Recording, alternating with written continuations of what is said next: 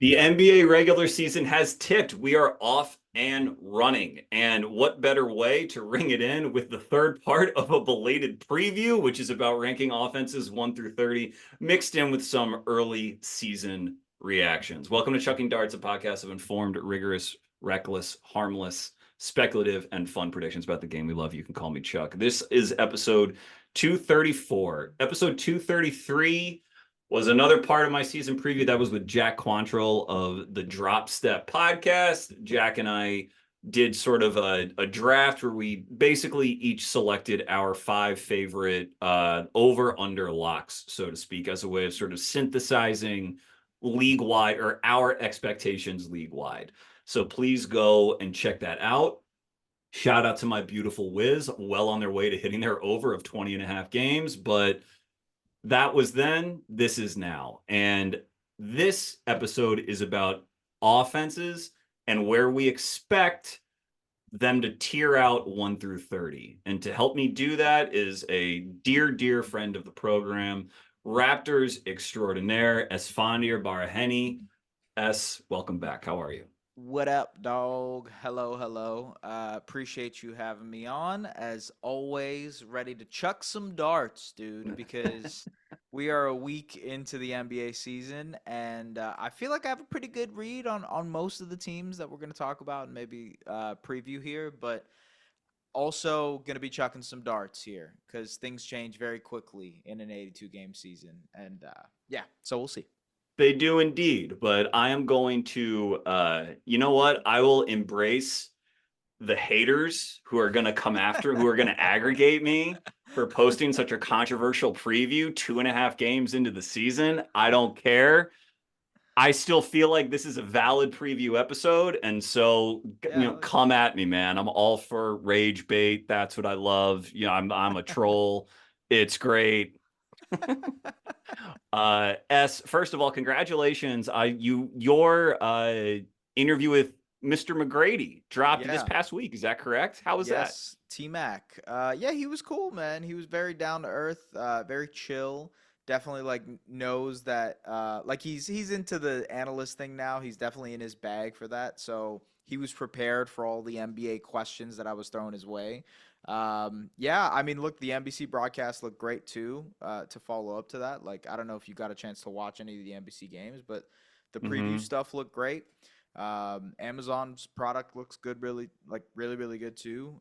Like how they're breaking down the game. It's pretty cool. Talking basketball. Would you look at that? You know? Yeah, I agree. I mean, the easy nerd thing to do would be to just dunk on talking heads, which like the Yeah. Stephen A. Smiths and that sort of even sort of the inside the NBA kind of stuff. I Yeah. just like that there's now a variety of opinion. And Totally.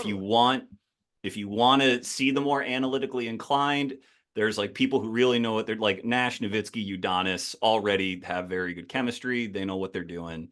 It's cool. I think Yeah. it's certainly off to a good, refreshing start.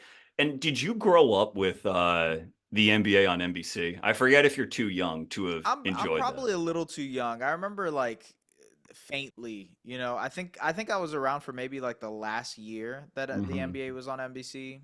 Can't remember exactly when they left. Like it was like 2002, It 2003, I was. want to It say. was Yeah, so 2002. I just got into it as it was leaving and they were introducing TNT. Well, no, TNT was already there, but they were reincorporating TNT as the main thing type of thing. But no, I'm not an NBC baby. I'm kind of like a late NBC baby, early TNT baby, if that So makes sense. Yeah. have you heard, I'm sure you've heard the NBC intro song Round Ball Rock. How Yeah, does of that course, of hit course. adult ears that It doesn't still have the slaps. nostalgia? It It still does. Okay. slaps. Yeah. Okay. Well, it's because when I was a kid and I was basketball obsessed, I would beg my mom to give me the NBA TV channel on Mm. cable. Mm-hmm. It was also super expensive. It was like $13 extra just for one channel. So I would beg. Some years I would get it, some years I wouldn't. And so they would have these hardwood classic games, a lot of them Michael Jordan, a lot of the 90s, and that theme song was Okay. always there. So So you still had it. I Yeah. was Yeah. familiar. Yes, exactly. Yeah. Yeah. That's incredible. They actually the reason I remember it was 2002. that was the last year was because they produced a sort of retrospective of the NBA on NBC, like a 3-4 minute video Oh, cool. that included like finals clips from every season and stuff like that. It was like a really nice little package. And I YouTube came out in like '05, and Mhm. that popped up on YouTube and I saw it, and that's around the time that like Facebook was taking off, and that Yep. I think I still have it. Like my about me on Facebook is just a link to that video. And I was like, this is all you need to know about me. Really. I mean, if you're down with this, then we'll get along. If not, then ships in the night, my That's friends. But awesome. That's yeah, awesome. That's really but cool. yeah. It does feel like the league is sort of a bit, I mean, all these scandals aside, which is a bummer, but in terms of the actual play and presentation of the game, it does feel like there's some fresh air. It just Yeah. it's cool, and I'm Yeah, glad to discuss it with you. look, it's always cool when you get variety, but it's also good when you get some sort of change, right? You know how like everybody says, like, if you're having a bad day, they're like, "Oh, you got to get out of the house." Yeah, just get out of the house, go do something. You know what I mean? It kind of feels the same way with the NBA over the last 10 years. It's like, all right, just go get out the house, do something, because they need some variety, they needed some change, and they got it. You know? Yeah, of course, and I think it is helpful, weirdly, that with LeBron not playing, that the attention has to go somewhere else. Sure. Nothing Yeah. against LeBron, the legend that he is, but like the guard turns over whether or not these medium companies want it to turn over. And Yeah. so when that happens, like the narratives present themselves, and starting with Wembenyama and all that craziness in San Antonio. But it's been great. It's Yeah. been wonderful. Speaking of which, uh we're here to talk offenses, but we also are here to discuss your Toronto Raptors. And I want to let you cook on them before we start ranking, because the Raptors have probably had maybe the best offense relative to expectations through this first weekend of the year. Blew the doors off of the more ballyhooed, I'm comfortable saying more ballyhooed, Atlanta Hawks, and then lost a tight game to the Bucks. The Bucks are they were one of my locks to hit their over. I think they are an underrated regular season team Oh yeah. preseason, and so I don't think there's any shame in losing a 6 point game to the Bucks. But what have you seen out of the Raptors offense that has been refreshing to you? Yeah, I mean, look, they are reliant on that transition game as they will always be with the roster that they have, and so a lot of what they want to try and succeed with offensively is from their defense. So it's forcing turnovers, getting out and running. They've been trying to do these like hit ahead passes, and it's rampant. Like every single possession, they're basically starting it at half court before the defense gets set. And so that's what's helped them get out to a pretty decent offensive start. Their starting lineup still is working through the machinations of how to play together, truthfully. They were minus 14 in the game against the Bucks and minus 1 in a 20-point win against the Hawks. So that lineup is still trying to figure out how to work offensively, especially in the half court where the spacing sometimes looks wonky and tight. Scotty, his role definition isn't necessarily there with that starting unit. Needs to become a better screener, more willing mover, off of the ball, et cetera, et cetera. But they have found a lot of success in their transitional lineups. You know, when they throw Sandro Mamukelashvili on the floor and they're Mm-hmm. running, 5 out units. If it's Brandon Ingram and Jakob Pertl together and they have 2 or 3 floor spacers and a Grady Dick and an Ochai Abaji or someone else, they found a lot of success in their transitional units, and that's what's allowing for this offense to hum when the starters aren't hitting those spots as much. Also, RJ Barrett has been incredible to start this season. I actually think he'll continue to have a really impressive season for them, producing some very efficient offense just because he fits into what they want to do in transition. He's been a pretty good catch and shoot player since being traded to the Raptors, and that has been the case here so far. The cutting has been good. He's playing well off of Ingram, plays well as like a secondary creator for them too. So like basically no perfect start to the season for RJ Barrett, who has had so many trade rumors and questions around him just because of the contractual stuff. But they've played well. Honestly, there's even in the bad of that Bucks game, there was a lot of room for optimism for this Raptors team and how they might look over the course of the season. Yeah, very interesting, because I also you can correct me if I'm wrong, but my impression has been if there were to be a lever to pull in the starting lineup, it would probably be shifting RJ to the bench, Yeah, given his on-ball tendencies, where he could, obviously come in and cook and run a second unit for a floor spacer like Grady or Jacoby or Oshai, for sure. whoever, probably Grady most likely for that slot. And him playing so well, I guess can have there's two sides of the coin. On the one hand, it means that you're not going to bench someone who's playing so well, but on the other hand, it keeps that starting lineup as the starting lineup and sort of forces them, like it's going to force change in a different way. Either the Yeah, style of play changes or the attention is going to go somewhere else. yeah, totally. Have you heard anything from Darko? I mean, it's probably so early that they're just playing. Yeah, Ingram's played 2 games with them, so yeah, exactly. Yeah, I kind of asked Darko, I'm like, hey, what are your like opening thoughts on this starting unit? And he was very quick to be like, give it time, give it like yeah, of 10, 20, course. 30 games to let it gel. They need to watch film together, et cetera, et cetera. And like I get that from a coach perspective. You don't want to like I guess induce any fear for some of these guys to get yanked or have fewer moments or fewer less usage, et cetera, over the course of the season, that you want to provide confidence to these guys to actually play throughout the year. Also, to your point about like maybe stylistically that starting group not matching with the overall style the Raptors want to play, I think that actually also applies very well on the defensive end Hmm. because they want to play ultra aggressive, high pickup points, full court pressure sometimes, and you have a point of attack of Emmanuel Quickly, R.J. Barrett, Brandon Ingram, guys who like long players, right? Yep. Have length. I think Quickly is pretty decent in terms of moving his feet, but like sometimes late on rotations, not going to give full effort in some of those regards. Will maybe be a little over aggressive in certain situations, maybe get in foul trouble because of that. And so, like, the style that they want to play defensively actually works a lot better for their transitional lineups instead of their starting lineup that I guess it's kind of like square peg round hole situation Yeah. where their starting group doesn't play as well on that defensive style. Yeah, and it's well, and another thing between the three of those players is that none of them have really the real quick twitch athleticism. Like Yeah. Yeah. RJ has downhill twitch for sure, but he's more like once he gets going, he's very hard to stop. In terms of sort of the suddenness, obviously Shed has that off the bench. He has plenty of that.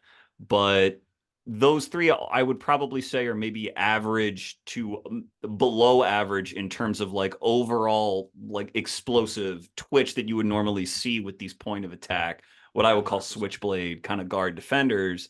But that's a big reason why when Murray Boyles debuts, Collin Murray Boyles, he'll be used a lot in that capacity as well. Is he like with his forearm deal? Is he practicing? Is he expected back in short order?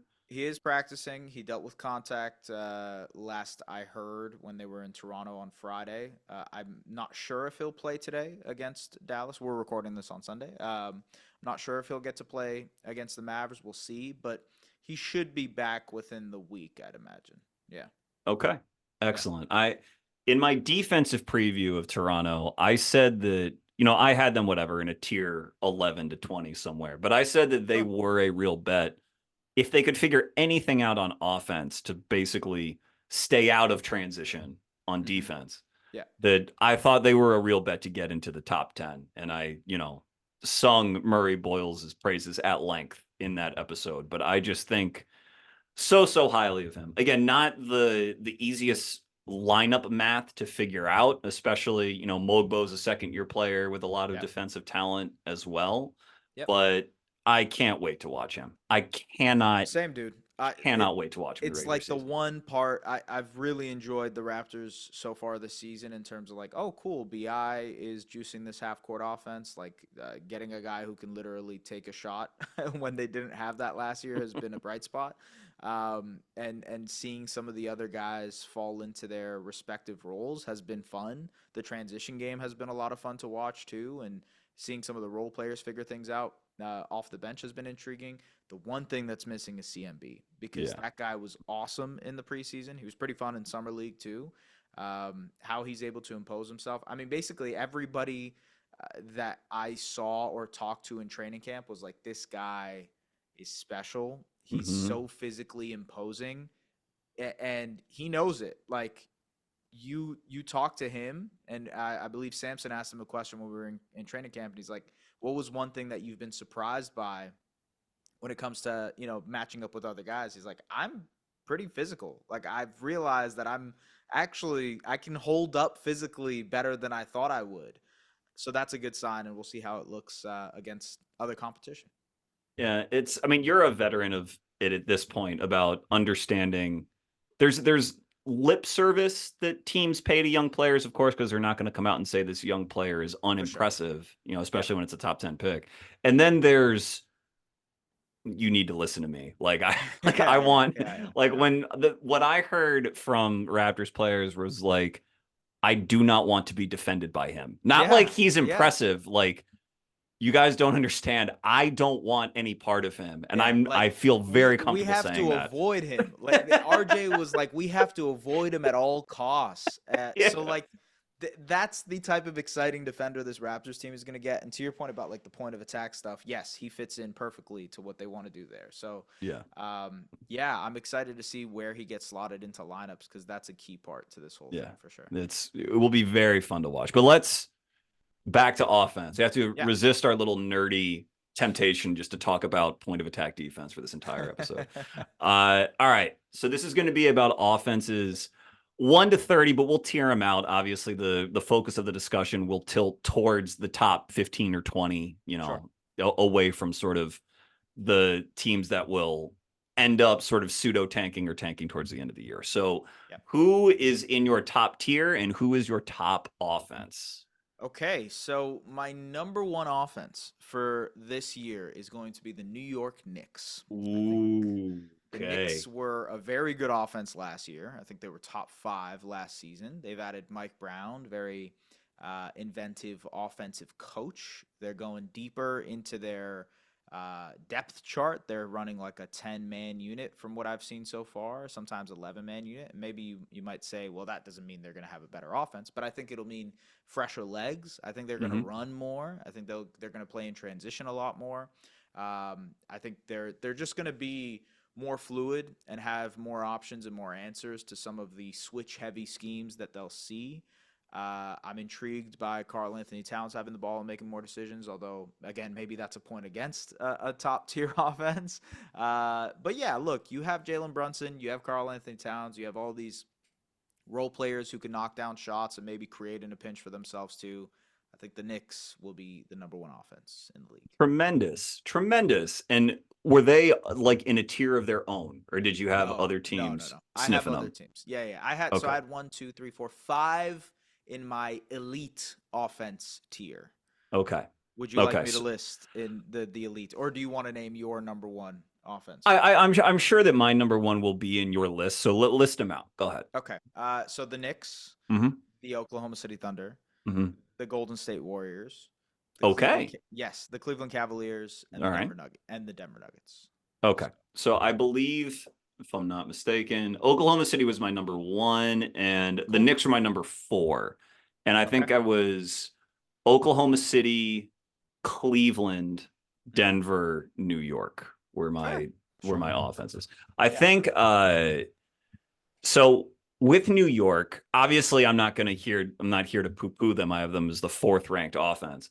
Yeah. Still very good. I what I am curious about is how is basically just sort of the load management kind of stuff. Towns is already a little like he's playing, but it's also like he's questionable until an hour before tip off, like every single game. Yeah. I guess with this quadriceps issue. And there's it's just the Knicks are in a weird spot where expectations are very, very high, but there's also enough, I guess, institutional experience to where maybe they could load manage a little bit if they wanted to in this East and still get sort of the record that they want. Hmm. And they're coming off of being coached by Tibbs, Mike Yeah. Brown is no slouch in demanding effort, but it's just about like how balls to the wall are they going to go? And with all these Tibbs years behind them, is there like an increased injury risk or something like that?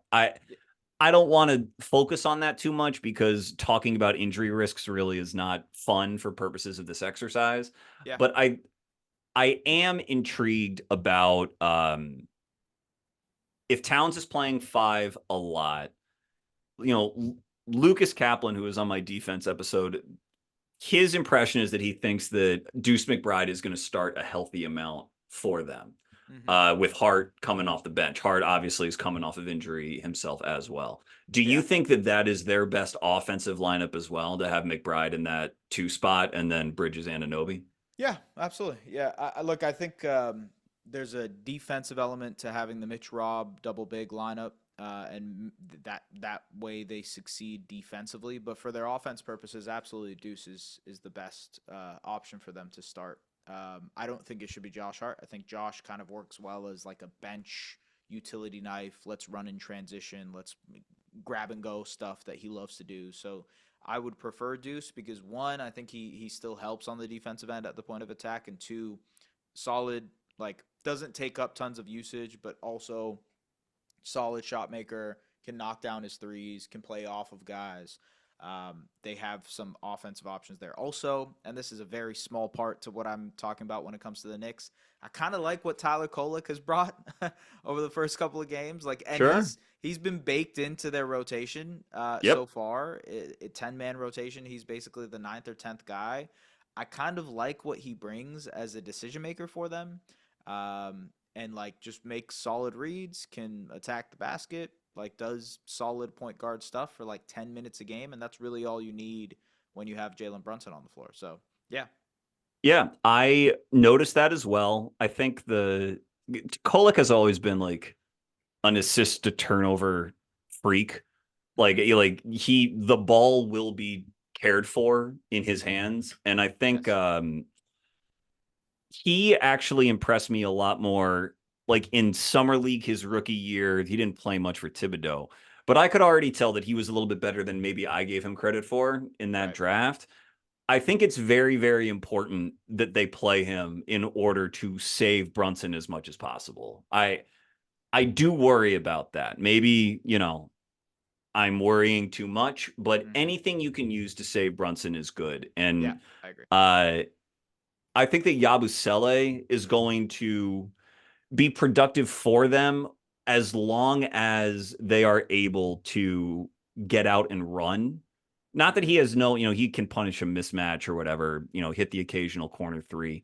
But if they're able to run in these sort of heart led bench lineups, I think Yabu can be a real plus where like Precious Achua might have been a minus in years past, so to speak. 100%. So Yeah, yeah. I do really like the Knicks. I just really hope that they stay healthy. That's Hmm. all. Just Yeah. really hoping for health up and down their lineup. Yep, and they Uh had a healthy year last year too, yeah. so like there could be some luck the other way when it comes to injuries, which is fair. Also, I think it's fair to have OKC as your number one offense. I had them number two. Like I think there's a valid reason to have them number one. They're gonna cook in transition. Um, they're I think the only reason I had the Knicks, and maybe this is an argument against the Knicks too, to be honest with you, because they are gonna experiment a lot this year. I think OKC with the Jalen Williams injury, especially out the gate, will be provided a level of like room to experiment and try things. And I really do think they should take this regular season as not a we got to put pedal to the metal and win Mhm. 70 games again. Like we don't need to win 68 games. We have to experiment. We got to work on becoming more diverse offensively, especially when it comes to the postseason. We got to give Chet some reps to figure out all of his offensive wrinkles. AJ Mitchell, you give him more opportunities to figure out who he is. Aaron Wiggins gets opportunity, et cetera, et cetera. Like they just have a lot of like guys that would benefit from getting a little uptick in usage. And I wonder if that might hurt them from being the number one offense. You know what I mean? Sure. Which is, again, it's a high bar to reach. They could be top five very easily, but they have room to kind of experiment and try things out with other guys. So, yeah. Yeah. I certainly agree. I think what OKC says about that kind of thing is that, like, look, there's only one way we practice and one way we play, and the second we stop doing that, then the sort of like we stop being ourselves. Yep. But they can be selective, and you saw it a little bit already. Um, I think as they played a back to back, they can be more selective in just who they just bench for a given game and manage in that way. Because I think Case and Wallace missed a game. Yeah. I think that Pacers game he did not play in, and because that was the front end of a back to back, and they can mix and match little stuff like that for sure. I AJ Mitchell, if we had recorded this like a week ago, AJ Mitchell would not get the amount of flowers I'm about to give him. Nothing against AJ. There's just other things to talk about in OKC, but AJ has Sure. started Yeah. so well Yeah. that I would like to say, since we are chucking darts, thank you for using my Hell yeah. terminology. Hell yeah. I think he's going to win six man of the year. He would be my pick. And He looks like he's about to. Yeah. yeah, So that's a good like pick. I as kind of like Kolek, but I think to a higher level, more of sort of a three-level scorer and threat Yes. than him. AJ can rip off, 20 points, 5 rebounds, 5 assists in a spot start like very easily. And if he's coming off the bench, then like 14, 5, and 4. Like it is very easy and consistent with him, and his reads are going to be so wide open in that offense. Like defenses can't game plan for some like there's just so many threats that how are you going to start tilting your defense to deal with AJ Mitchell Yeah. that he's going to be in such a favorable environment. He has so much finishing and driving talent. Another one I underrated in his year, frankly, but I think when they win, whatever they win, conservatively 60 games, Mm-hmm. and you look up at his stat line at the end of the year, I can't imagine there's going to be like three other candidates worth discussing necessarily. I think it'll be at most like a 4-man race, and he'll be in there. And I think the Thunder bump will push him over the top. So Yeah. I think very highly of him. I like it. Anyone else on the Thunder that you are interested in seeing in this year offensively? You mentioned Aaron Wiggins, but any developments from Chet you're looking for? What do you think?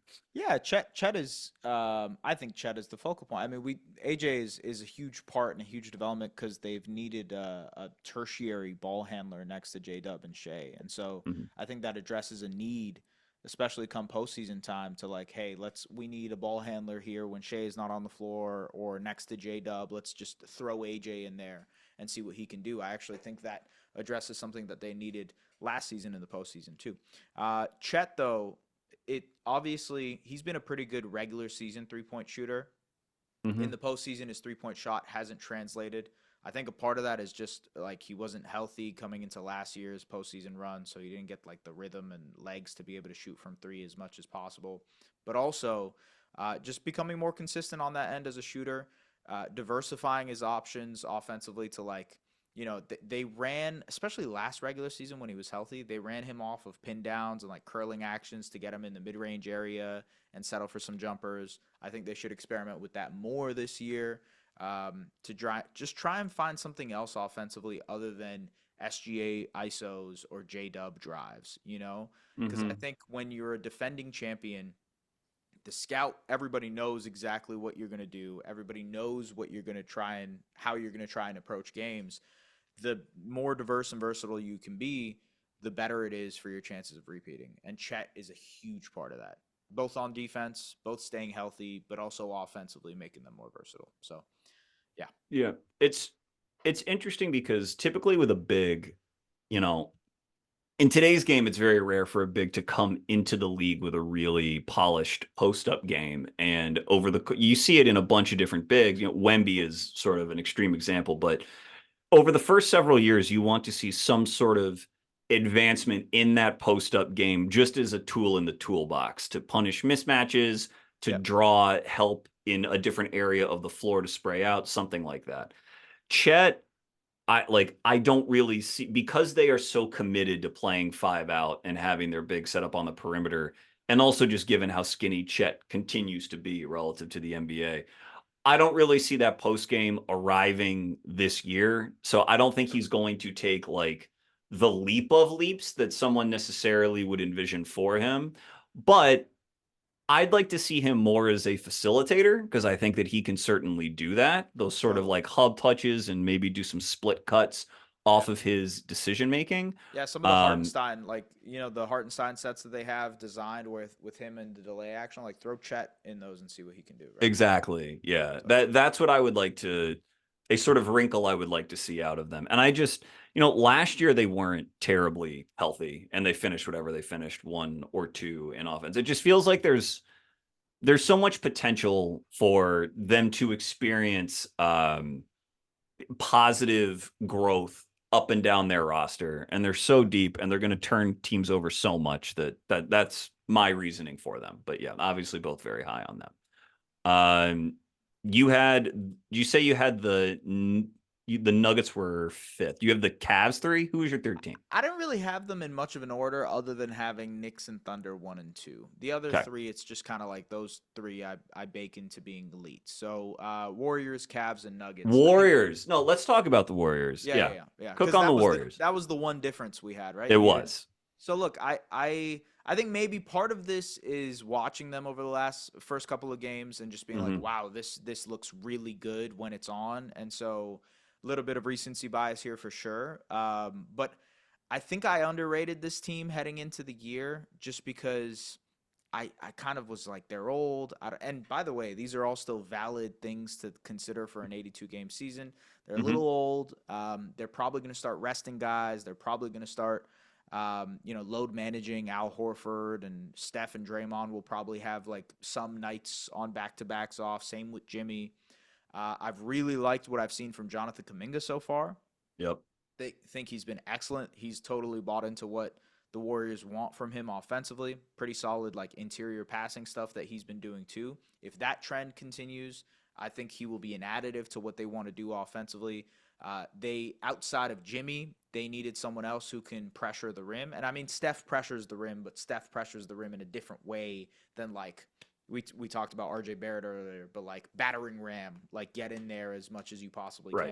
can. Right. Kaminga is like that. And so I think if he's playing offensively the way he has to start the season, and if they're relatively healthy, I think just like a core of Steph, Jimmy, Draymond, Horford, Kaminga, and then a bunch of role players who like can knock down shots feasibly. That is the basis for a top five offense in the NBA, just because Steph is ridiculous. And that split action that they run with him and Jimmy is basically unstoppable. Very, very hard to beat that. And if you have some of these other guys being healthy, I think that is a basis for a top five offense.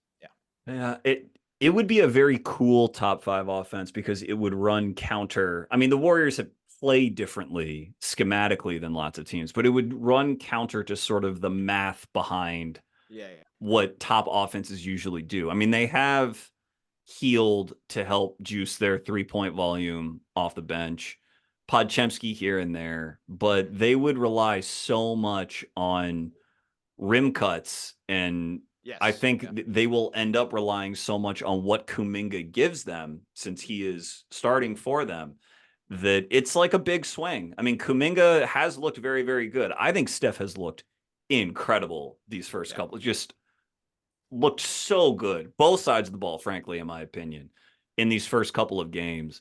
So he will raise their floor, certainly. Mm-hmm. Their ceiling, I am a little less certain of, just because I need to see Kuminga do it over a full season playing that way. But I agree that he's looked very, very good, Yeah. very, very good. I What you started out saying about sort of load management and who's going to miss how many games, that's sort of I feel like the Warriors, that is going to happen with them, Mm-hmm. but it would be I think come playoff time, I might consider them like a top 5 playoff offense when it gets there, and I know they're going to be at full strength. That would really be the main difference for me, though. And Yeah. I, let's talk about the Nuggets sort of in concert with them because they had that super entertaining game on, I think, Sure. Thursday it was. Yeah.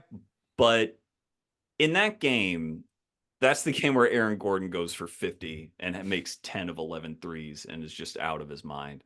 But when I watched that game back, I was like, oh, the Warriors are much like, to me, they looked much, much better than the Nuggets. And it took this like avalanche of a game from Aaron Gordon to have the Nuggets lead and basically keep them in the game. But I thought that the Warriors, despite being older, looked crisper, like faster, more physical.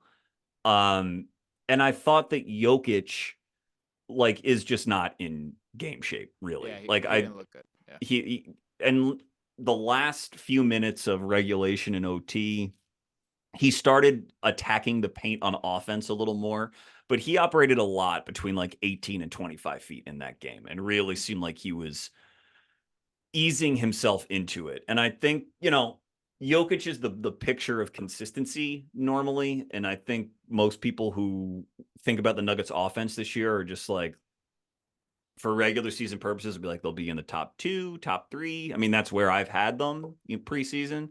Yeah. But I think you couple Jokic where he's at now and how long it's going to take him to get right. Maybe that's 3 weeks, maybe it's 2 months, like who knows. Hmm. Uh, with this new Cam Johnson element, and I actually think that offense might be maybe more in like the 4 to 8 range for a while, as opposed to the tippy top of the league. I don't want to say like the sky's falling or anything, but Yeah. I do think that there is more work to be done there than meets the eye. Like Cam looked bad in that Thursday game. Hmm. Sometimes the shots don't go in, but how do you think he has looked? Yeah, he How looked. do you envision? Are you like very optimistic on that fit the way many people are? I am optimistic on it. He looked better in the Suns game, Mm-hmm. kind of playing off of those guys a little bit more. I think it's always going to take a couple weeks, if not a month, to Yeah. really get him acclimated to the Nugget system and playing off of Jokic. And to your point, Jokic getting in shape too. He's looked a little heftier than maybe usual Jokic. But I still think they will be, like, when push comes to shove, a very, very good offense, perhaps a lead offense. I also think the fact that they have more shooting this year between Bruce Brown, who can feasibly knock down a catch and shoot three, Tim Hardaway Mm-hmm. Jr., who can feasibly catch and knock down a catch and shoot three. Um, all of those options, and Jamal Murray looks good too, by the way, which is part of the equation of, like, Yeah, I thought he looked very good. Yeah. maybe Jokic can take a month and figure things out if Murray is playing this way, and if Aaron Gordon is playing the way that he is too. But I think there's just too many levers, not levies. Levies is a different thing. Levy's a Yeah, I leaky know. boat there in Denver. Yeah, There are that's too many right. levers that they can pull, option wise, I love that it, makes it man. feel like it's going to be a good offense. So yeah, Dude, more I love more it. Freudian slips on the pod, please. I think look, a way that I've thought about them, and admittedly this is coming from a place of relative pessimism. And I had him whatever third, so not necessarily in the regular Yeah. season on offense, but apart from Aaron Gordon, Hmm. who is a player on that team that you would say is a plus athlete for their position? An athletic plus. Peyton Watson. Can I get a Peyton Watson? You can get a Peyton Watson, but he's like their eighth man. Yeah, yeah, yeah, So yeah, like, yeah. I know. Yeah, they don't have that many. They are lacking in the athlete department. I agree with you on that. and I just think that you know, it just makes Aaron Gordon so crucial to them. Because that Hmm. is where, like I said, sometimes the shots don't go in. That's one thing. But what stuck out to me about Cam Johnson in that Warriors game is he would like very ineffective on drives, like bumped off his spot. He drove into Steph once and Steph stonewalled him and stripped him. Like Hmm. he just, you could see the physical difference between him and Porter Jr. for Yes. all of Porter Jr.'s like faults as a player.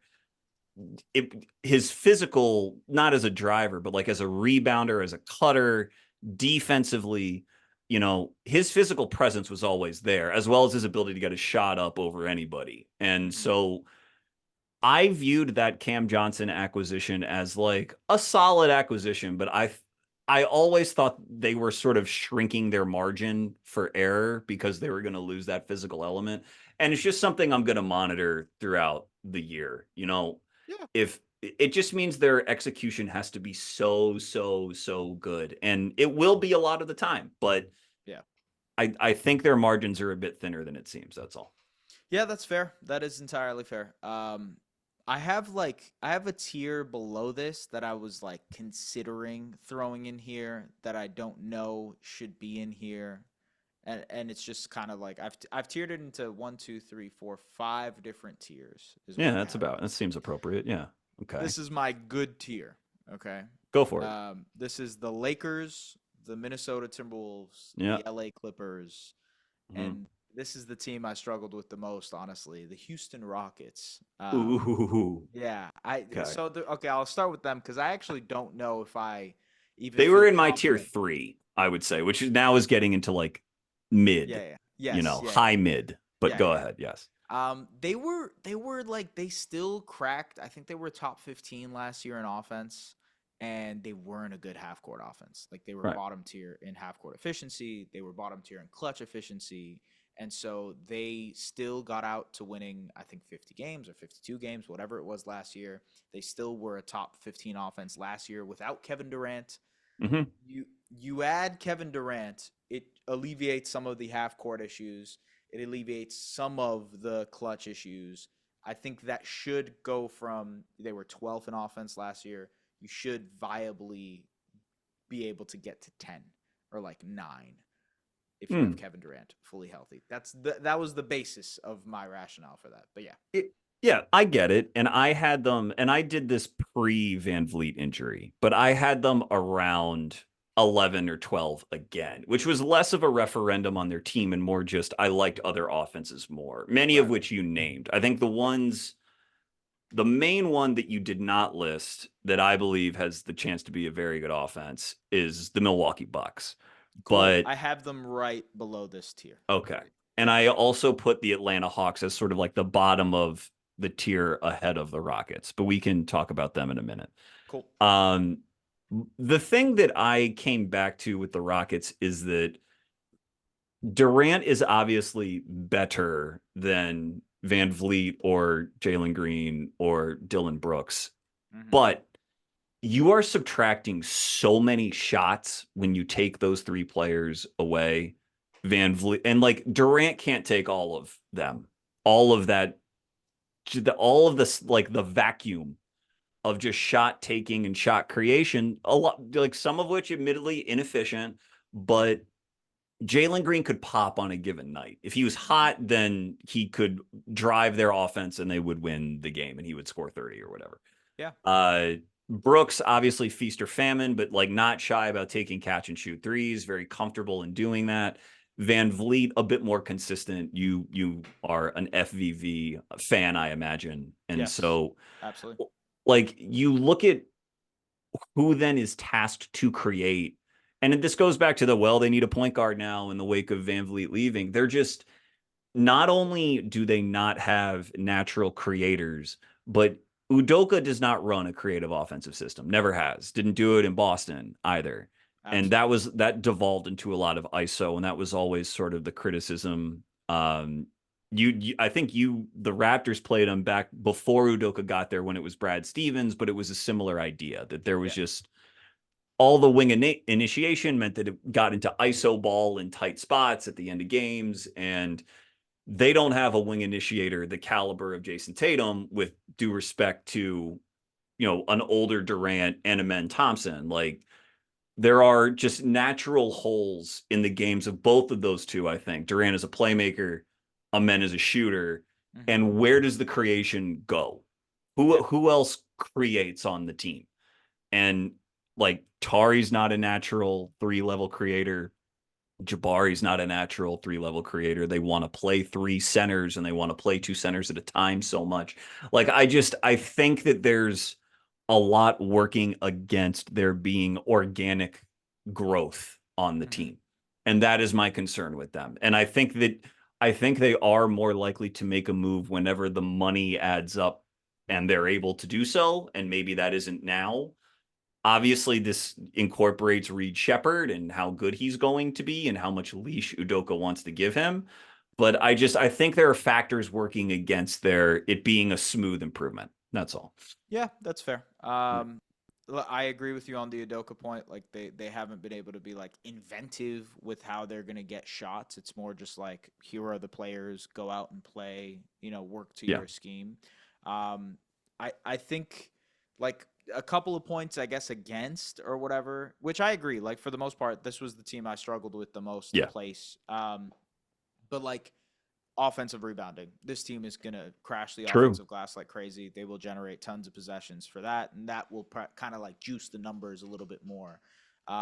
Turnover battle, possession battle, like just Hmm. running in transition, those things will help them juice those offensive numbers a little bit more too. If we're talking about like overall offensive rating, those will help in that category. So I don't Yeah, know. I Yeah. certainly it will, and that's why I think you and I are like pretty close on them. It's just a Yeah. matter of Yeah. like which tier we Yes. put them in. But yeah, 100%. Yeah. I in the same way, there's something I'm just watching for the Nuggets athletically. Something I'm watching for Houston. And again, maybe I'm thinking about this too quickly or boiling it down too much, but they're the defender that they are going to ask the most of is Amen Thompson, obviously. And Amen is also their like lead initiator on Yeah. offense. Is there another team you can think of where the most defensive responsibility and the most initiation responsibility is the same guy? Oh man, I mean, I guess currently probably the Indiana Pacers just because of the injuries that they have. So it's like Pascal is holding everything down, but I to a guess, different. yeah. It's like a different thing because Amen is so point of attack, like pressure at the point of attack, and like you're our first line of defense for everything, which is a different ball game. So I agree with you that there's probably not a lot of teams that are like that. Yeah.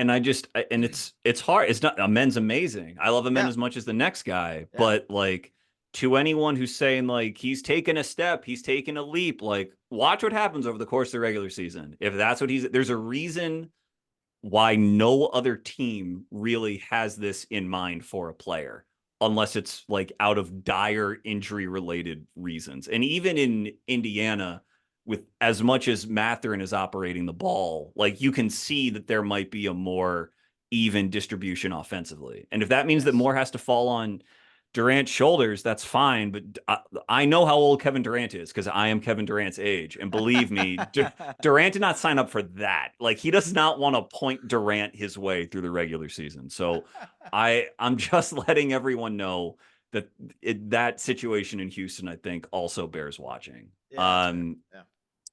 I wanted to let's see. I could talk about Milwaukee if you want, but is there anyone else in like your top 10 that you wanted to hit on? No, no, I think the Rockets were the other team where it's like, Okay. I don't know where to throw this. The is that 10? Yeah, that is 10. So It's about 10, yeah. yeah, the Hawks and Bucks were like it right at the top of that next tier, but I have a bunch of teams in that tier with them. Okay. If you want me to list Before them we out, or do you want to go with? that, I'll Okay, go ahead. say on Clippers and Cavs, who we both mentioned, I think we're, in on them for pretty obvious reasons. Yep, I think Lonzo has looked very good for Cleveland, which is yep. nice.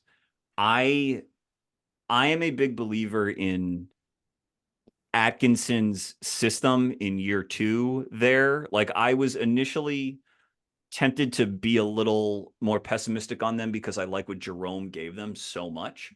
Hmm. But when you watch how they drive, like how fast the ball moves and how purposeful they are, like they lost that first game against the Knicks because they were like Mobley, you go cook for like a quarter and a half as much as possible. It was clear that that was a mandate of both Mobley's and the teams. But when they settle, especially when Garland comes back, into their more guard initiated lineups and that ball really starts to pop, I think they will run teams off the floor. And they are my pick for the number 1 seed in the East. I don't know if you have an opinion on them versus the Knicks, but No, I think either or is fair. Yeah, I okay. think either. Yeah.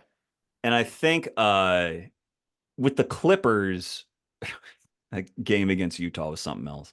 Uh what do you think of their unction out there, their old age, and how that will They do affect their look old. offensive performance? Yeah, yeah, they do look old. This is sort of like similar to the Warriors point where it's like the talent is clearly there for them to be a top tier offense. It's just, are you able to do that throughout 82 games? Yeah. Yeah, Kawhi is a big factor there, how healthy they are. I do think their front court will help them just punch up a little bit offensively, like the floor spacing with Brook Lopez, and then the vertical threat stuff that John Collins can provide them, matched with their guards, which right now is James Harden and Chris Paul, and those guys, even in their sleep and even at their ages, can like get to what they want to for the most part. Mm. So yeah, I think there's a world in which they're a top tier offense. I think again a lot of that relies on health and availability and age, but I probably actually have more questions defensively for them, even though they were a good defensive team. Uh-huh. How did they get? How did they stop from getting out in transition, like limiting transition opportunities for other teams? Um, I don't know if you saw that T-shirt that they have of the Yeah. coaching staff with the Yeah. fuck I, and I yeah, all did. that stuff. Yeah. Yeah, I think that's a valid point. Oh, To be oh, honest with you, I think it was a you valid know, point. Van Uh, Gundy, you rascal. Yeah. I yeah, saw him. yeah, I think or maybe it was Ty Lue. It just seems like Van Gundy had something to do with that. I think uh, earlier this summer, I had Brian Geisinger on, who covers the Hornets and does a lot of ACC work, Duke work at the college level. yeah. And we were talking about team building and uh, teams that end up like there's so much talent in the league that I think you can get to a point where you have depth, but the depth is not necessarily two-way depth. And I think the Clippers are running the risk of being sort of a team of specialists. And sometimes that's okay, but it all it gives me some concern because I think like with Paul and Harden, for example, they're going to be handling a lot of offensive initiation, but Paul is no longer a rim threat. Mm-hmm. Harden is just like I guess on certain nights he is, but he also shot like 39% from the field last year, and you just don't know if the bottom is ever going to start to fall out there.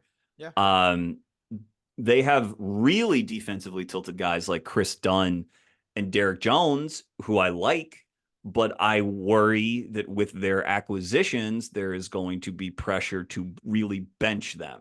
Mm-hmm. Even if the coaching staff wants to play them, like you can't really play Derek Jones much with John Collins unless one of them is playing five, but you have this money invested in Zoo and Brook Lopez to play five.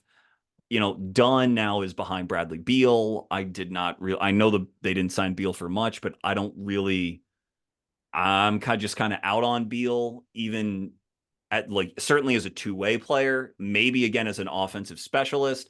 I just think it's a lot of stuff to juggle. And when the players are either old or tilted too much to one side of the ball, I think in the modern NBA, where like two-way talent really, really counts, that can be hard to navigate. They have a great coaching staff, so they will probably figure it out as much as they can. But I still think with all of their additions, Zoo is still probably the second best player on the team, and if Kawhi's out, he is probably the best two-way player on the team. And that just is interesting. I just want to see what that means. Their Yeah. big surge last year was when Kawhi was healthy towards the end of the year. So Mm-hmm.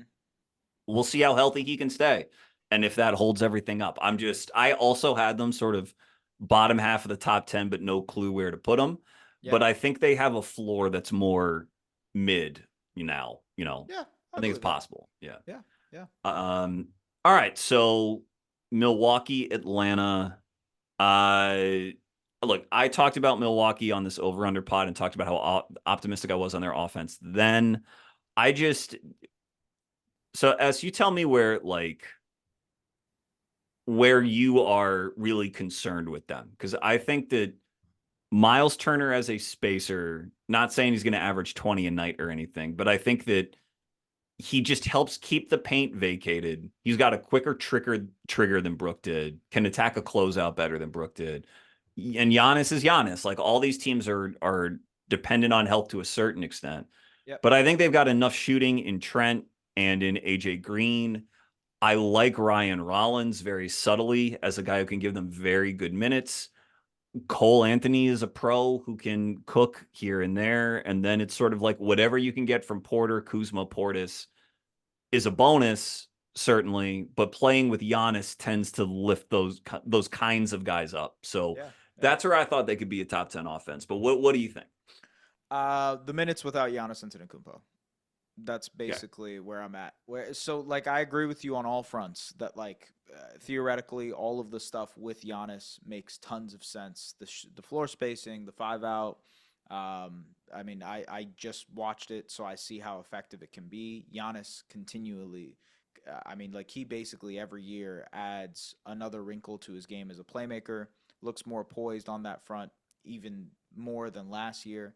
Um, I guess the question I have is like, how are they going to survive minutes when Giannis is off the floor? Because they do not have a directive when he is off the floor. There is no real like zip in terms of what they want to do or achieve when he is off the floor. And Mm-hmm. for all the Gary Trent Jr. and AJ Green like jumpers, those don't exist when he's off the floor. Miles Turner, not a guy who's like creating his shots. You know what I mean? He's mostly like, I'm going to attack a closeout. I'll knock down this open three, but I'm not like getting in the post here and getting a paint touch for you so I can draw two and kick out. There's not really any sort of like gravitating force for when Giannis is off the floor. Now, for what it's worth, that might not be that many minutes, like he might play like 35, 36 minutes a night, but you still got like 12 minutes to deal with and try and win over. So how are they going to be a functional offense when he's off the floor? And they were not a functional offense when he was off the floor against the Raptors. Again, it's week one. There's ways they can figure things out, but that's the main question I have for them to be like, to go from top 10 to they're probably 11, 12, 13 for me, somewhere around that range. So, yeah. You know what? It's a good point. Doc Rivers not known for really like grinding his team through heavy practices all year to come up with those sorts of solutions Yeah, necessarily. sure. Yeah. So yeah, I hear you. I a bunch of Kuzma initiated whatever it is Yeah, it's maybe does bad, not brother. it It's does bad. not inspire a ton of Yeah. confidence. I'm just gonna hold out hope for my man Ryan Rollins. I really like Ryan, and maybe He's I looked like good defensively. He's looked yeah, really good defensively. defense is more his calling card, but we'll see if there's a more complete point guard in there who can help steady a ship to the point where like I can run a pick and roll with Portis and Turner if they're popping and, at least put the ball in the right theoretical space. But I hear what you're saying for sure. Makes Yeah. So sense. that's the only thing really. It's just like, how do I make this team's be an elite offense when they crumble when their best play? And look, it's valid. Like everything revolves around him, and for right reason. He's the top 3 player in the sport. Um, should I list out the other teams I have in Yeah, my please do. tier called the upper middle class? I have listed Oh, upper how middle class. optimistic sounding. Yeah. Go ahead. Yeah. Yeah. So I have the Bucks and the Hawks here. I have the Grizzlies. I have the Mm. Celtics. I have the Pistons, and I have the Pacers. That's my Oh, a lot of teams here. Have we divided? Have we lost our not paths? horribly. No, it's more about who's not here. Because and based Okay. on what you just Oh. said about Milwaukee, I understand, I think, Mm-hmm. why this team is not here, but there's an anywhere between 7'5" and 7'8" elephant in the room, depending on who you So believe. so yeah, yeah, yeah. Okay, look, I those that this was another team, and literally they are on the screen to my right as they demolish the Brooklyn Nets here. Oh, But are they up over Brooklyn in that game? they are up, and Wemby is doing crazy things. Let's talk So about Wemby. The people want to hear about sure, Wemby. sure, Let's sure. talk about Okay. Wemby. So look, Go I ahead. I think they're again very similarly to the Bucks. Like they are going to be an awesome offense when Wemby is on the floor. Hmm. I think some of the because there were a lot of concerns about like 3-point shooting with this team. I actually think there will not be much concern for 3-point shooting if Wemby is shooting as well as he has so far. Mm-hmm. and if some of their ancillary guys can knock down their shots. Shampenny is a pretty good 3-point shooter. Devin Mm-hmm. Vassell can feasibly knock down an open shot. Keldon Johnson can feasibly knock down at least a corner three every now and then. Yep. Harrison Barnes had an incredible shooting year last year. Should lean into that. I don't think that's that much of an issue. I think people are blowing that out of proportion. Where they lack is like juice to create outside of their guards and Wemby, which might be enough, which genuinely might be enough to be like, this is going to be a top 15 offense in the NBA. But where I kind of think they might struggle is like just diversity of where they're going with offensively. And Wemby still will go through literal growing pains of Hmm. figuring out how and what he can do. It's still like I'm literally watching him right now evade a double team, but he still has to figure out just how unlimited his powers are, and how like what are the barriers to that. You know, if you've ever played a video game and you're going to the ends of the map and the map keeps spawning and spawning and spawning and there's like new areas and new world to embark on and explore, that kind of feels like what Wemby is doing on a basketball court, where he's like, Mm-hmm. oh, I can just do this now. I didn't know I could do this. And so he's constantly in this evolving learning phase that he's doing.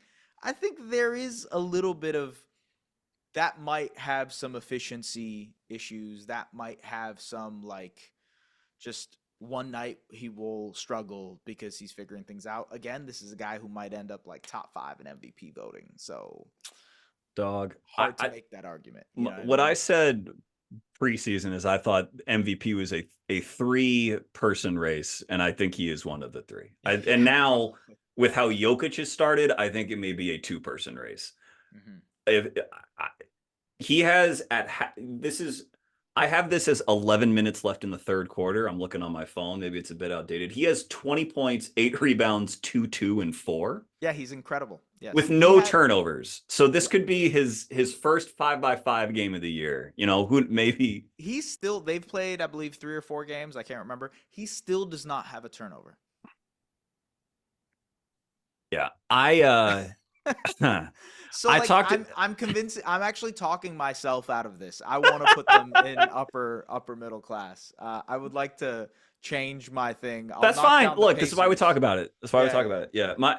When I mentioned that, because they were another overlock of mine in my last episode with Jack, and my whole thing there was I agree that there is some clunk in terms of the players around Wemby, but I made the point you made that like, look, Champagny, Keldon Johnson, Barnes, like these guys are functional enough for a talent like Wemby, you know, Yeah. to keep offense moving. And the way that I frame it is just like everyone views the defensive side of the ball first with Victor, understandably so, Hmm. but he is a an unprecedented offensive talent as well in terms of what he can do with the ball and where he is as a shooter at his age. And to me, it's much more likely that he raises their offense further than expected rather than he's dragged down by some questionable catch and shoot guys here and there.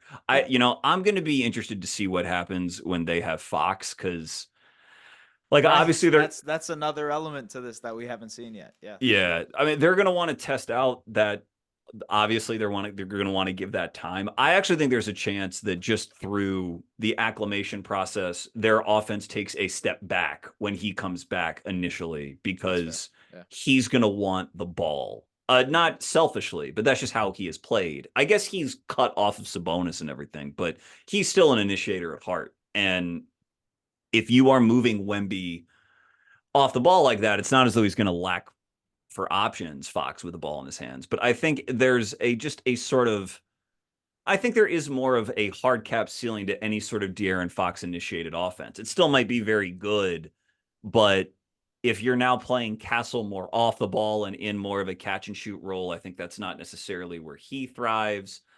And I think the efficiency could take a bit of a hit at that point. But they've played the Mavericks, who have not looked very good, Yeah. the Pels, and now they're playing the Nets. So we Yeah. should, Yeah, better Take a deep breath. competition. Should Yes, take a I deep agree. breath. Yeah, But I would like to see them play like the Thunder, you know, yeah, and see how. And yeah, you and me both. that's the top tier right there. It's like let's see them against this pack of hyenas who will jump at everything they do. But Right. yeah, I like the Spurs here in the upper middle class. I'm boosting them. I'm Okay. bringing them up. I'm throwing them Very, up. very nice. Yeah. Um, the Hawks, God love them, are like some mixture of like disappointing, interesting, and confusing, the Yeah. way they always are. Totally.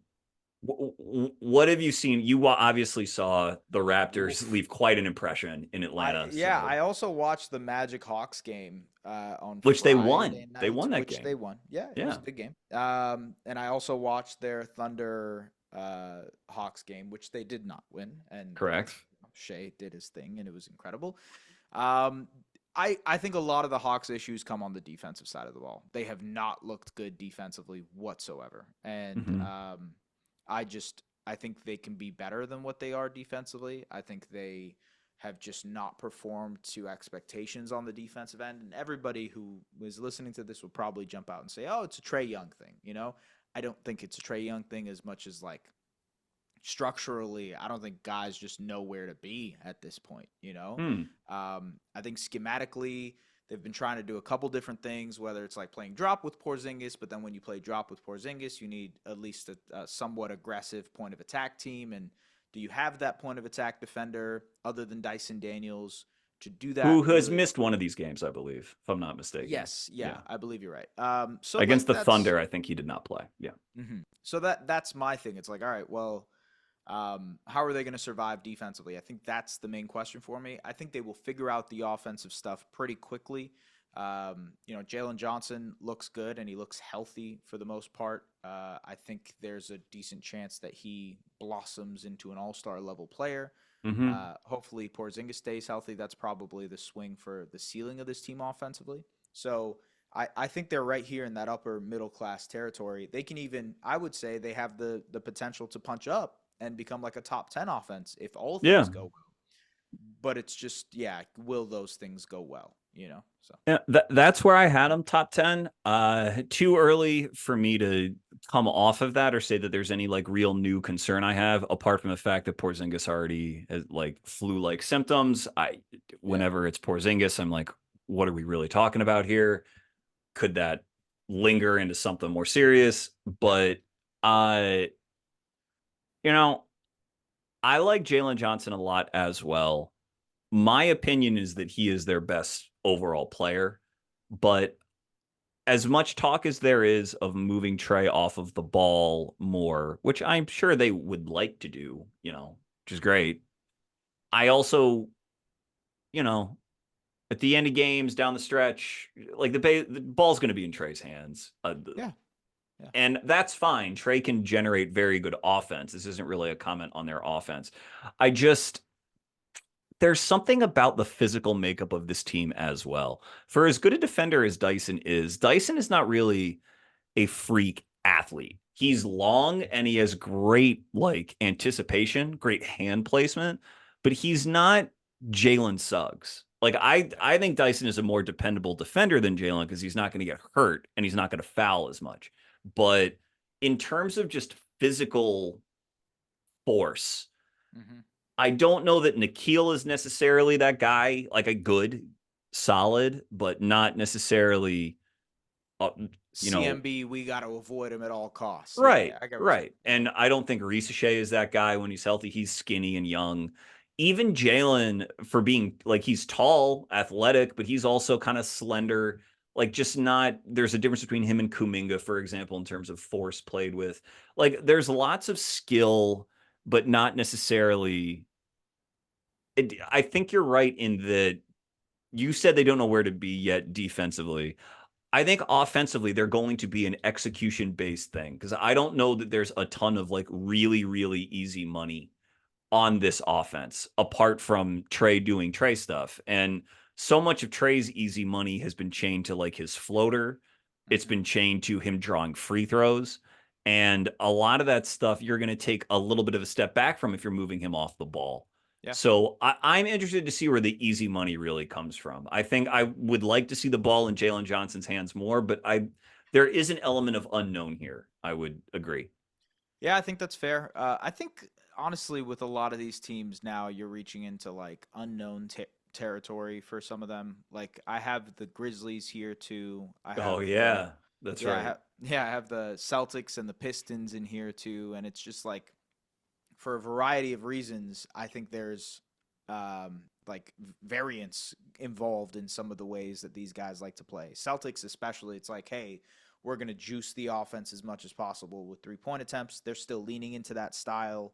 Hmm. Um, like, how much does that help them juice their overall offensive rating? Same thing with the Pistons to a lesser degree, not 3 point percentage wise, but just like we're going to run in transition, we're going to crash the offensive glass, we're going to be a good defensive rebounding team, so Right. we're going to try to push as much as possible.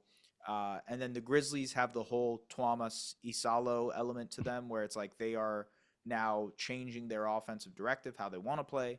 I'm very curious to see how they look, but like theoretically, they should be a pretty decent offense if Ja and Jaren are healthy. So, If yeah. Ja Jaren and Cedric Howard are healthy, And yes, Cedric, I and agree. yes, a future All-Star wing Cedric Howard. That's right. Yeah, he's Future the in February 2026 All Star Cedric Howard. yeah, exactly. Uh, yeah, I think Celtics is sort of you're playing variance ball, and Numbers, yeah, who yeah. knows, right? Grizzlies. I'm just going to talk about Cedric Howard if we talk about the Grizzlies, so I'm gonna Avoid keep them. myself in check for the moment. Okay, okay, But okay. I like Isalo. I do. Uh, the Grizzlies are weird.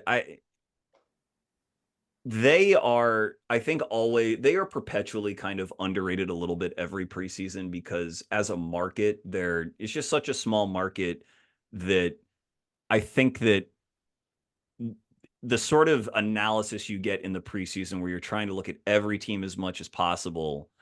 I think national guys have a tendency to put Memphis on the back burner, especially because they're out west and there's so many teams to talk about There in the are a lot West. of teams. Yeah, And yeah, since they've been like they traded away Bane, they've had these like preseason injury to Jaren, though he's back, preseason injury to Edie, preseason injury to Ja. Like there just isn't going to be a lot of discussion, and Memphis, as usual, is going to have to sort of earn their discussion throughout the season. So we will see. But I I think that Jaren and Ja, they can just in their own individual way, they can force so much defensive attention in the uniqueness of their talents that if they play together, I think the offense actually will be relatively stable. yeah, I think yeah. they are a pretty good bet to be around middle of the pack when those two are healthy with a chance to pop if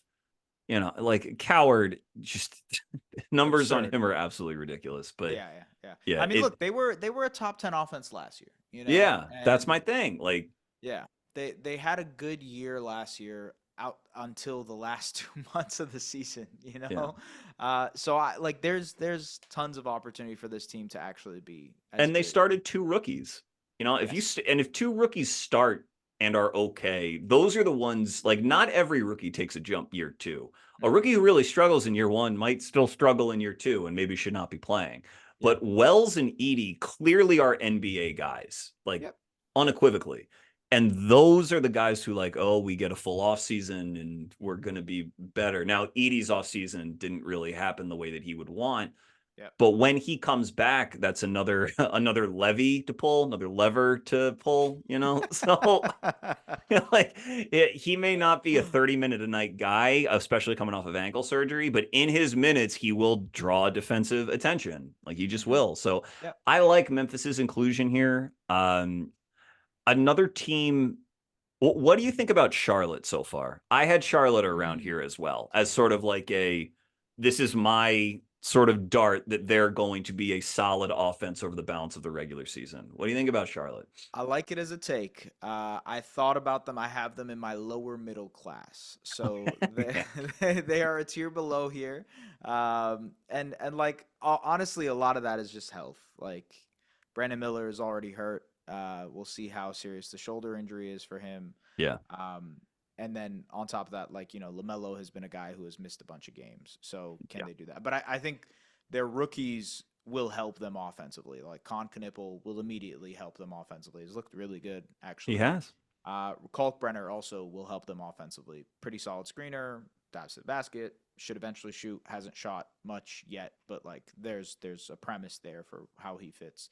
Um, Also, Colin Sexton has been pretty good. Like Mm-hmm. they run a lot of like guard screening actions, and he's perfect at like screen reject, get downhill, make a play. So um, I can see a world where they are in this tier, but I have a lot of like health questions, sustainability questions, and also on top of that, like tanking questions. Like in February, if they are somewhere in the middle of the pack of the Eastern Conference, do they just decide to pull the plug and go towards we're going to suck? And how does that affect their offensive rating? So I don't know, but yeah. Yeah. Jack and I discussed that as well because Jack locked their over on our show. And Ooh. I have been leaning over for them. I do kind of worry about how much they play Sexton because I think Sexton does some things well, but also puts your defense in kind of a bind. He, Mm-hmm. tries hard, but is usually overmatched. Yeah. Um, What is their over? Do you remember it was what their over 27 was? and a half. They should pass that. They should be That over that. Yeah. that's what I think. And I think they should have beaten the Sixers last night.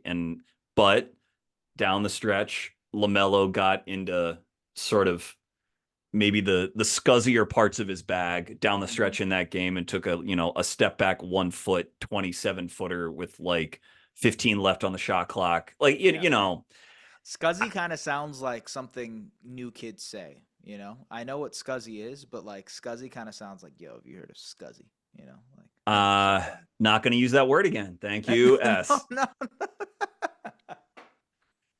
If there's someone who should be debuting new lingo, that person is not me. Okay. So I'm gonna go ahead and sidestep that. If the Listen, kids want Scuzzy, no, it's all yours. no, All you yours. you can have Scuzzy, man. You know, Scuzzy is yours. You can take it. But I'm just saying, it's just something. It's like a kid would say like skibidi Scuzzy. Like that would roll off the tongue. You know. It's great. Yeah. No, it's great. I'll start including a scuzzing dart like weekly segment. Nice. There you go. No. Yeah. Uh I think that your point about such a great segue into Ryan Kalkbrenner. Uh your point about Kalkbrenner, I think Kalkbrenner is such a step up offensively from whatever else they have at center, like Diabate, who Yeah. is Yeah. For sure. fine, Yeah. but like Kalkbrenner is a monster, like physically, just a 7'6", 7'7" wingspan, and I don't think LaMelo has really ever played with a lob threat like him. Hmm. And that's more a comment on his lack of lob threats that he's played with. But that guy is such an it's like last night, whatever, it's early in the season. The more LaMelo plays with him, and I think maybe views him as a safety valve, I think you will see again just very easy money on that offense. And I think so highly of Khan, had Khan ranked second on my board, Yeah. that's where a lot of this optimism came from. Now it did assume some more health from Brandon Miller, so we'll see. But I I believe that especially if they give Kalkbrenner more minutes, that there's an underrated, like I still believe top 15 is very achievable for them. Um, there are two teams. You mentioned the Pistons. I would Hmm. like to talk about the Pistons and the Orlando Magic. Where did you have Orlando? Are they I lower mid? Yeah, I have them lower class, so they are bottom. They are also again a bottom 10 offense. I'm So not very happy with what I've seen so far from you must Orlando. be a Magic pessimist. Yeah, like I don't know if you do over under stuff, but their over under is like High. 51. Yeah, yeah, And so yeah. you must think, I can't imagine with a bottom 10 offense, you think that they I hit mean, that. look, they've done bottom 10 offenses before, and what did they win last year? 41 games. Their high in the Palo era, I think, is 47. But I think that 47. was a year where Palo missed some time and Franz initiated the offense. But Yeah, like yeah, yeah. that's as much as they've won is 47. So we're recording the NBA Daily a little bit later today, and like one of the main things I want to talk about is how much of a disappointed dad I am with the Orlando Magic. Like Yeah, I'm my not dog is necessarily. also a disappointed dad, Carlin. Yeah, it's like, I'm just like not happy with what I've seen so far. And look, I get it. There, a lot of the stuff that they are doing is super fixable. Like it's very, very fixable. It's adjustable. But sort of like Ime Udoka, Jamal Mosley's offensives haven't been I inventive. agree Um, 100%. and I think like it's a lot of just like go out there and be yourself, which is fine. I mean, like there is a part of that, empower, like hell yeah, be yourself, man. But also they need to realize that they've added Desmond Bain on the basketball team. Yeah. They I don't think Paolo knows yet that Desmond Bain is his teammate. I don't think Franz Wagner knows yet that Desmond Bain is his teammate, although Franz hasn't had as much opportunity. I really think like they need to get their stuff together. And if it continues this way, I do think they will again be a bottom 10 offense. It just Yeah. hasn't looked good, man. It just really hasn't looked good. And even some of the other guys who probably need to get more shots up, like Tristan da Silva, Yep. I like who's a Tristan. pretty good 3-point shooter. Anthony Black, who working on his 3-point element of his game, but like can feasibly attack a closeout, get the defensive rotation. Jalen Suggs, kind of like, I guess I would say, volatile 3-point shooter, but for the most part, solid off of the Gets him dribble. up for sure. Gets But him yeah. up too. Yeah. Yeah. I just think Paulo is kind of like holding on to the ball a little bit too much in the mid-range area, especially in that Bulls game on Saturday that I watched. I was like, what? How are we still doing this? How are we still at this point of the developmental process? I just think it's like this season, the Desmond Bain trade and everything was sort of all right. We've built a team that should be able to do well offensively, but it requires our stars to buy into that at least a week into the season. They See, haven't. So I have been a Paolo skeptic for his highest outcomes. I was lower on him in the draft. I think I had him fourth. mhm. Don't ask me all the people I had above him. We don't need to go down that road. But like I did not buy him as sort of like a great future 1A offensive initiator. Mhm. Just because I thought is the stuff that you're seeing, shot diet and efficiency. I just did not think we are going to be that good.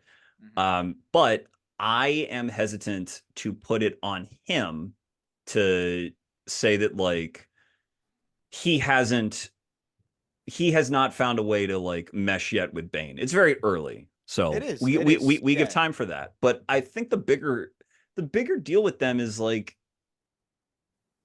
NBA nowadays, and for the team that you cover, like there are teams that can play with a spacing five, and there are teams that don't. Mhm. And if you're a team that doesn't, you are going to be behind the eight ball offensively. You need to be so creative to Yeah. keep up with the teams that can space at the five or that have an elite vertical threat or something.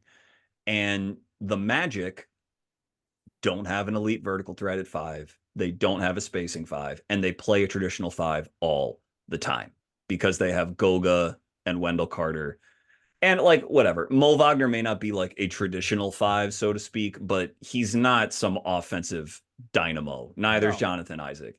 And if Paolo's on the floor with one of those players for 100% of the time that he's in the game, like what do you expect to happen as a team? Like I really think that is them not putting him in a great position to develop. You want to be able to create those safety valve looks where you can make a relatively simple read and trust that the ball's going in a good place that's going to continue to rotate the defense. Paolo was an initiator picked number one and given a max extension. Of course, he's going to think that the style he currently employs is the style his team wants him to play. I Yeah. just, I think they should try to make it easier on him. Obviously, Bane is a step in that direction, but the center stuff is like they need to be upfront that Paolo's never going to be a 40% 3-point shooter and say, and that's okay. We just need to get a five who shoots. And I know Wendell like here and there, but I mean like a step up from that. Yeah. You need a more dynamic player at the five, in my opinion. And I don't think they're going to get that. So therefore, they're going to be a bad offensive team. Like, I don't think they're going to go out and trade for one at the deadline. Like, I think they're kind of I sticking with who they have. It's tough, yeah. Unless Um, they want to part with Anthony Black and sure. picks, but they've already traded pick. It's Yeah, yeah, hard. It's exactly. tough. And like to your point about Paolo, I agree. Like against Chicago, he drew and took 11 free throw attempts. So he drew a bunch of fouls, and Hmm. he's great when he's physically imposing himself and getting to the basket. To your point about the center, it's a lot harder to do that when you don't have a spacing five. Like when you have that five out offensive dynamic. And people have done like the Jason Tatum comp for Paolo. I don't think that's an apt comp, but similarly, Hmm. Tatum's game really flourished when they started to prioritize bigs who could shoot Yeah. and bigs who could space the floor. So, like, I agree that would be additive for what he does. At the same time, he has 3 assists this season and 9 turnovers through 3 games. I would like for him to at least try and pass the ball more and Yeah. try and find his teammates more because even when he gets into that mid range area, he receives so much attention and there's so many eyes on him that he can make plays, plays that we've seen him make in the past and plays that we've seen him make for Team USA. Like these, you can do those things even if it's in a different context. Um, Hmm. yeah, like there is still, I would say there is still some pressure for him to do what he has to do on his side to like keep his side of the bargain, if that makes sense. But Yeah. Sure. I mean, I believe me, with Paolo's skepticism flowing, I certainly feel like I'm on the tide. I just don't want it. it's not I all just on don't think him. It isn't. Orlando's Yeah, been. Yeah. Yeah. yeah, yeah. Don't think it's been the best environment, but I just very quickly on Detroit. I think it's similar stuff. Defensively minded coach, never really been that inventive. Is gonna play. You're gonna play Duran a lot. You're gonna play Asar a lot. I Yep. love Ron Holland, but the personnel just isn't really there to create very easy stuff for Cade. That's all, and think they're gonna have a similar problem. Um, the only other team before like I think we're probably close to the teams that are kind of serious offensively, unless there's anyone else you think you might pop. But you mentioned the Chicago Bulls, the undefeated number 1 seed currently, Chicago Bulls in the Eastern Conference, who are playing very, very fast, who do have a center who shoots, who used to Yes. play for the Orlando Magic. Yep. Um, you have not mentioned them. They are in my lower middle class. They Okay. are in my low. So they're I going to be a top 20 offense in my mind. That's And about where I had them as well. Do you think there is like a ceiling where you look up because of some combination of other teams tanking, injury luck, or maybe gains from Buzelis or something where it's like, oh my God, they have the 11th ranked offense. Look at this. 11th, I can't get that high. No, Okay. I can't get that high. I could get 15th, Okay. 15th, and I would be like that is a pretty success. 14th even I could be talked into. 11th is just a shade too high. 11 to me is like these are the offenses that probably would have been a top 10 offense, but for injury reasons or for some other reasons didn't get to their full potential. That's to me what 11 feels like. But 14, that would be a really successful outcome for the Bulls. I love the pace that they play with. They are one of the most fascinating and fun watches in the NBA. Like you tune into a Bulls game, you are guaranteed to get a fun basketball game because Yeah. they're not going to defend a lot. They're going to It's run. probably going to be close down the stretch, too. It's probably going to be close down the stretch. They have some fun young players. Kobe White hasn't even played yet, and Yeah. he will fix to be a big part of this team. You mentioned Buzelis, pretty high on what he can do overall. I like. There's going to be some growing pains with him generally, but how they want to play that fast up tempo style really leans into the type of player that he is, which like cut off the ball, be an athlete, get downhill, attack seams on offense. Like all of those things are what Modest can do. Yeah, I like them to be a top 20 offense. I don't know what the ceiling is, and so you're probably looking at like lower middle class. Yeah. Hmm. Yeah. I'm probably right there with you. They actually have a similar issue to the Raptors, but kind of with the opposite tilt because the Raptors are more obviously tilted defensively Yeah. And there, you've mentioned their sort of transitional lineups are the ones that have been most encouraging. I think the Bulls have a similar issue that hasn't really popped up yet because Kobe's not healthy. But Kobe and Giddy could not play together last year. Did not Yeah. work. Yep. Did not work. And I don't have reason to believe why it would work this year. And so I don't know if that is eventually a trade that obviously they'd be trading Kobe. They wouldn't be trading Giddy based on their investment, even though I love Kobe. Um, but like Trey Jones is like a solid caretaker He's been good. when Yeah. you give him 20 minutes a night. He can win his minutes. Yep. Okoro, for as boring as Okoro is like a good fifth player in lots of lineups because he can attack a closeout, he can pass. You know that he's going to pick up on the other end, and he will not take any shots away from any better offensive players. We'll put it that way. Uh, and but like whatever Patrick Williams gets clowned for his contract. I say good for Pat for getting paid, but he as a like if you have him as your eighth guy and he is coming Solid. off of your bench, Yeah. you Yeah. have Not bad. Herter floating around as somewhere between your sixth and eighth guy. Dasunmu, these players don't start for the team. They have not been starting, but there's enough options there, and I believe in Donovan enough that I think that there is a sort of a, like I said, injury luck, just sort of luck swing where you look up and you're like, oh, I did not. Mhm. 11th, 12th, I think is low key kind of achievable if they get enough buy-in on this pace, especially in the regular season where teams don't want to play at pace that much. I Yeah. think pace can account for a lot. Now, they don't turn their opponent over. So again, you know, How easy fast can you money. truly play? Yeah. Yeah. Yeah. Yeah. Yeah. But I will enjoy watching them all year because They're they're they're a gonna be good fun. test of that question of how much does pace for pace's sake kind of uplift a team Mhm. philosophically. Yeah. Um, anything, I guess Philadelphia's looked kind of interesting because Embiid's been playing, VJ's popped, but any other offense you're really looking forward to? And where do you have your beloved Raptors ranked? I don't think we've heard their name out of your mouth. That we have not. I've struggled to figure out where I would put the Raptors here. They're probably somewhere between lower middle class and lower class. I don't think they'll Which is be a like bottom. 20 to 25th ish. I would say like 19 to 25th. Yeah, Okay. something like that. Like they have an outside shot of being top 20, Mm-hmm. but I would say a lot of things would probably have to go well for them to do that. They were 27th last year. They graded Mm-hmm. out as bad in basically every play action that they had last year. Pick and roll ball handler, pick and roll man. Basically, anything outside of offensive rebounds, they did not score efficiently in. So this would be a pretty big step up for the Raptors to be 19 to 25th.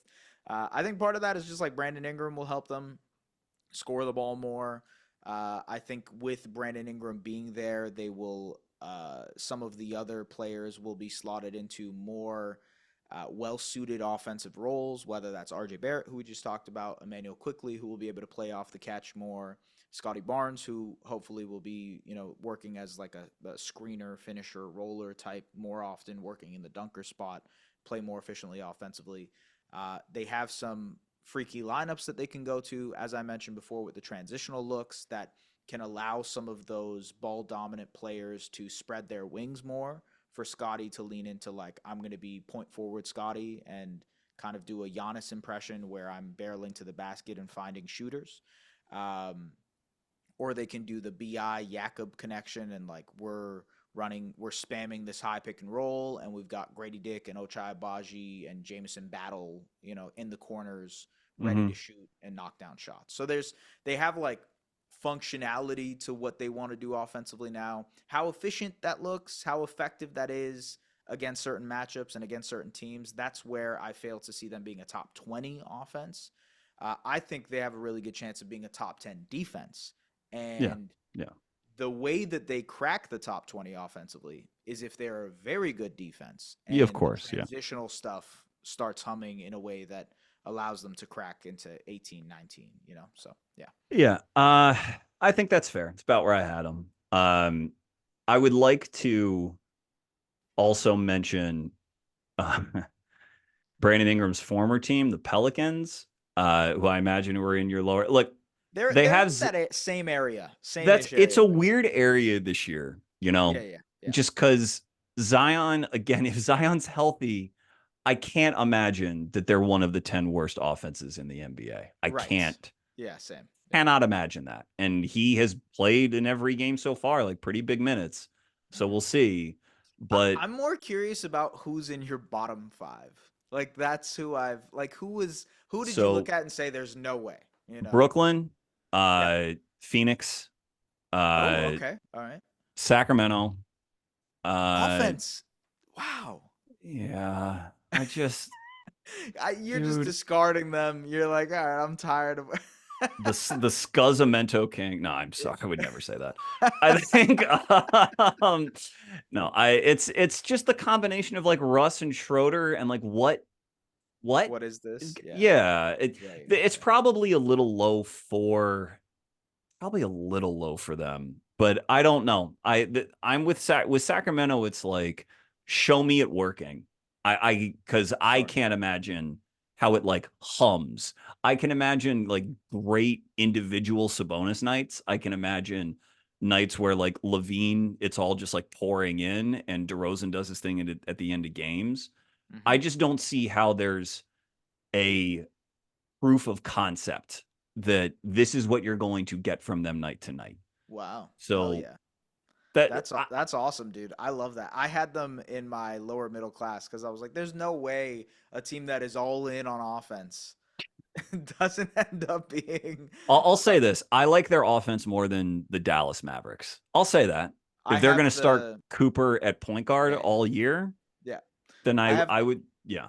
I've got the Mavs bottom five. Yeah, so I have the Mavs, the Nets, the Wizards, the Jazz, and the Blazers as my top So five. I'd have the Blazers above Phoenix. And something I've noticed in watching the Blazers so far is that, to my dismay, they're not playing Hansen Yang, Hani Yanni, as much as I'd like for them to. As much, But yeah. they're replacing that with like Jeremy Grant at 5, where like we will have spacing come hell or high water. Sure. And Yeah. I think that's probably the right lever to pull. So offensively, they can also get some easy money in transition because Kamara is so good, and Hmm. uh They're Drew very still has a lot to offer. yeah, they're very Clingan can similar be to the Raptors and like all the high pressure teams where it's like we're correct. gonna yeah, yeah, And I totally. think that they even if they're gonna play Grant at 5 in those lineups so much, I think they probably have a higher offensive ceiling than the Raptors do, just for having that 5 out look. Although you never with Mamu, if they find ways to play him enough, who knows? So I Dude, he's playing. He's playing a lot. Or at least initially. I don't know how yeah, but But yeah, I you mentioned the Wizards. The Wizards are probably a bottom 5 offense. I just believe in Keyshawn George so much that the I, GOAT. dude, I love him. He's But awesome. Yeah. I'll say, so you asked for those teams. We haven't mentioned Miami, which is another like we've been the 19th offense for the last 10 years. Yeah, yeah, yeah, But yeah. I'll say They have I feel like Miami has some potential to be like top 20. You know, like that's the top that like there's just there's 15 teams like that, S. That's yeah, all yeah. you could say Yeah. that about Utah. Will Hardy, Sure. Yeah, Kessler yeah. as Yeah. a roll man, Markkinen, they have all the shooting. I That's what makes it so weird is you get to it and you're like, I guess there really is a lot of talent in the NBA, huh, boys? And that's where it's just sort of, I think you sort of have to look deeper at coaching, which you don't have the time to do, and just sort of roster construction. That's where Totally. I'm kind of down on Dallas now. But you mentioned bottom fives. If I reluctantly grant you the Wizards, which I don't want to do, but I will, then the Wizards, the Nets, Dallas, I still think Phoenix is going to be down there, Okay. and you need a fifth. You said Utah. I said Sacramento. Yeah, I mean, probably Sure. one of those teams. One What of do you those two. think? Yeah, Yeah, yeah, yeah. I would honestly be surprised if Sacramento's in here. Cause like what is your objective as an NBA team? You know? Like I get it. I understand, but what is your goal? Like are you being real with yourself? See, Um, that's noble because you're like, it couldn't be Sacramento because then they'd be even more confusing. And I'm like, yeah, the limit yeah. does not exist for confusion of that roster. But I Because what see do what you you're saying. mean? You know, Yeah. I just I don't know. I would be shocked if the Kings. Who's so was Phoenix in your bottom five? Just No, checking. they're like near there. They're right there. Okay. They were in the lower. They're like I had them 24th. Like whatever. You know. Yeah. If the reality is like Zion will get hurt or like Embiid will get hurt or something, and one of those teams will tumble down, and that's Yeah. just what's Yeah. going to happen. But yeah, it's, yeah, this is why this exercise is tough, man. But Hmm. S, thank you so much for doing it with me. I feel like we kind of picked up steam as we went along. We're We like, did. Yeah. who is going to be 19th? And that's what the podcast is for. But thanks so much. Anything apart from the daily, which you do great work with the Athletic, anything else that we can look forward from you? Not much. Cover the Raptors over at Raptors Republic. Do Mhm. recaps for them. So if you're interested in watching, listening, hearing, talking about the Oh, Raptors, by the way, check those great out. video on Collin Boyles preseason, which I Your shit. meant to shout at the top, but that was tremendous stuff. I'm sure Thanks, dude. it'll be Yeah. great all year. But thank Yeah, you. man, I'm very excited to watch him. Please, Colin, get that forearm working, my guy. All right. But Well, yeah, no, I appreciate you, man. Thank you for having me on. this has been wonderful. Thank you all for listening. This has been Chucking Darts. It's okay to be wrong about sports. Find your dartboard and start chucking. Thank you.